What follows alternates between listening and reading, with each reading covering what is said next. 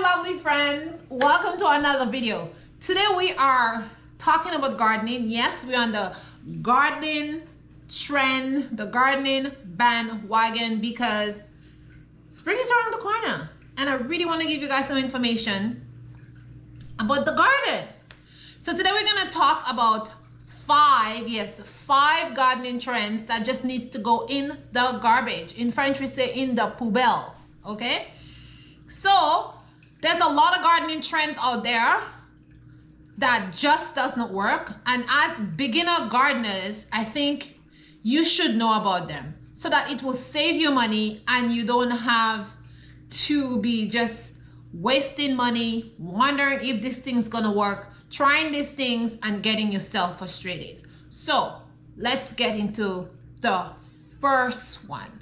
The first one is the copper wire. Guys, the copper wire for slugs. Hello? This copper wire thing does not work, okay? Take it from me, it does not work. I think it was like the second or third year I was gardening in my urban space before I moved to the country house. I had an infestation of slugs. Why I had slugs? Because I brought in some wood, like dead rotten wood, inside my garden beds, and they went there and make their home. So I just had a lot of slugs, and I was worried that they were going to eat up all my cabbages. Well, they ate some of them, but I was able to rescue a lot of them. Now, this copper wire thing didn't work. First of all, the copper wire is expensive. When you put them down, the slugs just go over it. But let me tell you what works, okay? The copper wire does not work. Take it from me. I tried everything for the slugs. Didn't work. I put Bear. I put apple cider vinegar. Nada. Did not work. What worked for me is going out there and picking the slugs out and feeding them to the chickens, okay? Or you can feed them to, just kill them. That's it. Or just smashing them and killing them. That works perfectly. Something that worked for me is not watering in the nighttime, because at nighttime when you water your plants, ooh, it's nice and moist and they come out and they're gonna be munching on your plants. So don't do that. These things work for me. Copper wire did not work for me. Just waste of money and very expensive. Don't do that. No copper wire. Don't buy any. Doesn't work, okay? The second trend that need to go is putting eggshells down for snails and slugs. That does not work. Also, I put eggshells down. It didn't work. I put wood chips down. It didn't work. Any little sharp things I could find, I put it down. Did not work. The slugs and the snails, they just go over it. I didn't have like a lot of snails, but I did have quite a large amount of snails. I don't think the snails did so much damage, but I think the slugs did more damage than anything else, but that did not work. What worked for me was putting Epsom salt down and cayenne pepper or chili pepper. Now, this worked for me like a charm. They hated the pepper. I don't know, I think the pepper did something to their body, and the Epsom salt definitely killed them. I just sprinkled Epsom salt all over and it killed them. And that worked for me, and I'm still using that method. I put Epsom salt down all over my plants when I just plant them out, and that works like a charm. I also mix a strong mixture of Epsom salt, and I water my plants mostly every third or fourth day, and this really get rid of the slugs. And anytime I see like slugs, I just kill them all. That's what I do. And I do not water late in the afternoon because that moisture will cause them to come out. So yeah, that's what I do. This thing work. The eggshells and all that stuff doesn't work. Doesn't work at all. Doesn't work. The third trend, gardening trend that needs to go in the garbage for 2024 is the compost only gardening. Guys, come on now. Compost only? What's about if you live in the city and you don't make your own compost. Where are you gonna get all this compost to put in your garden? This is not realistic. So you cannot do a compost only if you're not living out somewhere where you can make a lot of compost. Like, it's a lot of compost, you know? Or you have to buy compost and bring it in. But the point about it is the compost only thing gotta stop. Why you have to stop is, first of all, buying compost is very expensive. That's number one. Unless you're gonna get it for free, that's okay. Number two, I've been gardening for years and years and years since I was a small kid. And I mean, when I was younger, we just dig the compost out from our banana trees where we put all our scraps and things. And we never put compost only. We mix the compost with the soil that's already there, you know? And now that I'm in Canada and I'm gardening, I did try this compost only method. And my garden was a mess. I had to redo everything because when I put compost only, it kind of makes the soil lumpy, and the soil was not like soft, and it wasn't aerated. It was just compact, and it was just very dense. And my plants was not happy with the compost only. But when I add other things like topsoil, when I add like perlite, I add some other different soils, a little bit of sand, you know, all these kind of things that I mix up. I add coconut coir, I add peat moss. You know, when I make my mixture, this soil works really well and my plants love it. I add my worm castings, my plants love it. So the compost only, guys, don't fall for that trick.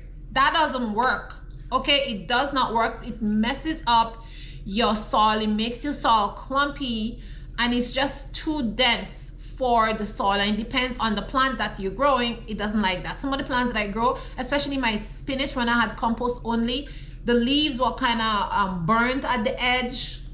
And some other plants also, they wasn't looking too good, and it made them a little bit, instead of being bright green, they look a little bit yellowish like. And once I figured that was a problem and I fixed it, everything went back to normal. But let me tell you, if you're gonna use compost only on your soil, maybe you have some, I don't know what kind of soil you have.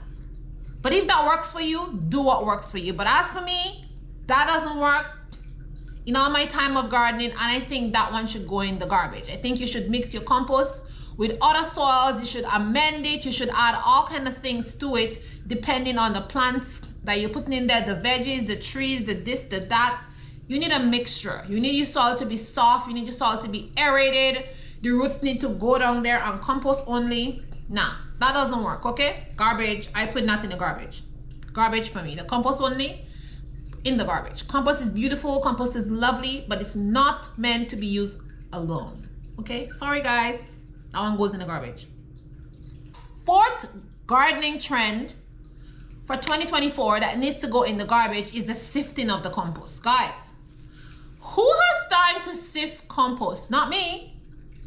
I'm out there to work in the garden and enjoy myself. Sifting compost is not one of my enjoyment thing. It makes a lot of dust, and I just don't want to be sifting compost. Honestly, guys, I don't want to do that, okay?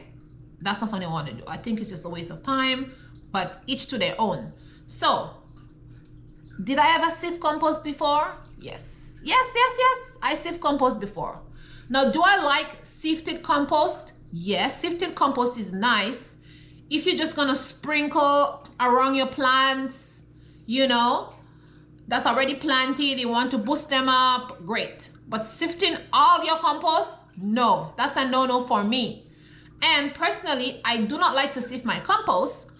Why I don't like to sift my compost? I have used the compost both ways, sifted and unsifted. I find that when the compost is unsifted, my soil is much better.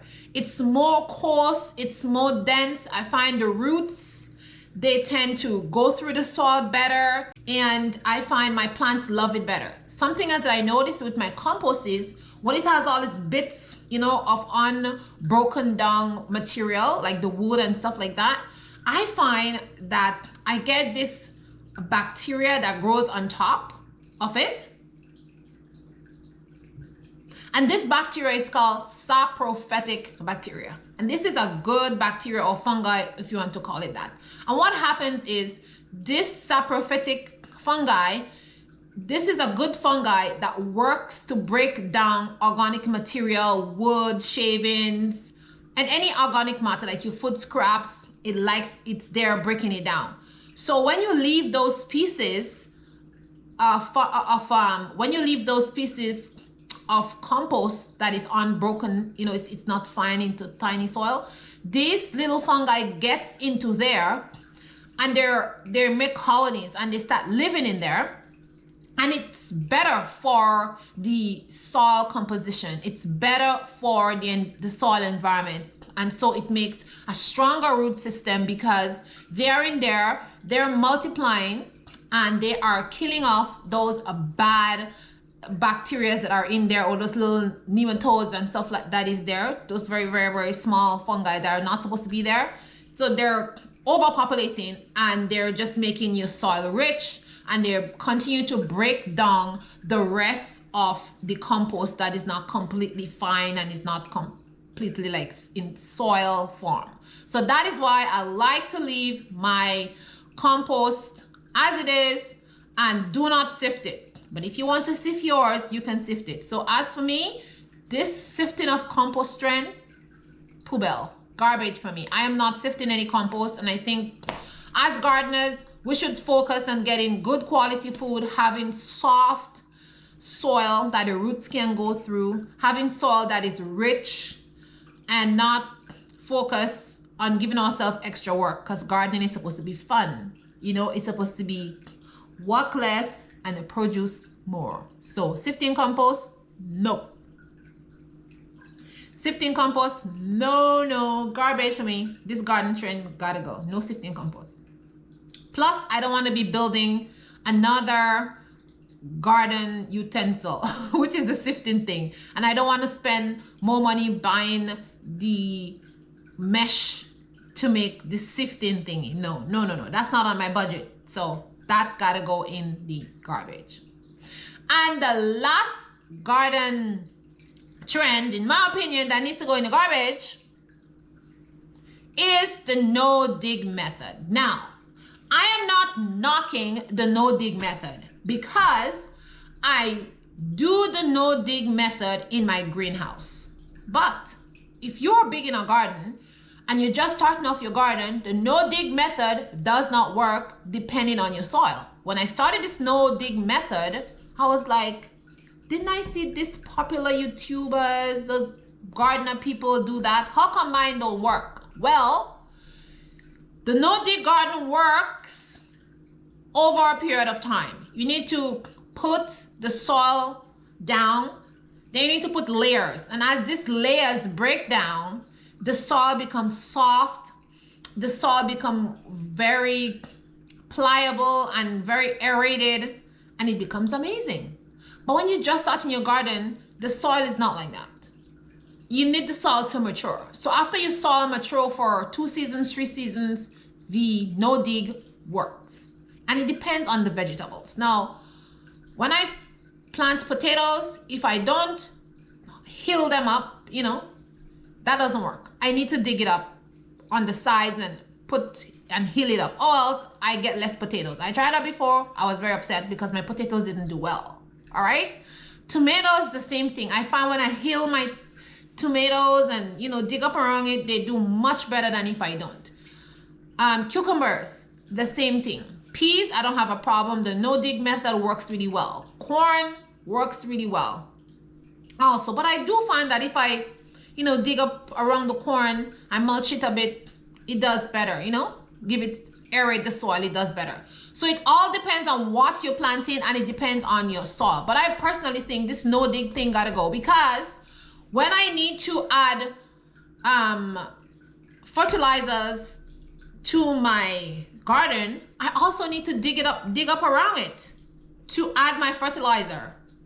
When at my farmhouse, I put leaves all over my beds at the end of the fall season. So when I remove the leaves, I need to kind of dig up the soil to make those dead leaves that are on top to go down inside. So for me, No dig method doesn't work. I need to mulch my soil and I need to dig it up to incorporate those things inside. And for my bed, I have 4 beds in the greenhouse. The no dig method worked because those beds have been there for 3 years and they're very beautiful because when I started them with compost, leaves, mulch, dead wood, all kind of stuff, and this soil is beautiful. Anything you plant in those beds, they just does amazing. So every year I just do my compost and soil mix and I add at the top and I just, you know, just gently put my fingers through it. But the vegetables, the tomatoes, the greens that come out of there, it's amazing. And it retains a lot of water, a lot of water. So I don't even have to worry too much about the water in that part, those 4 beds in the greenhouse.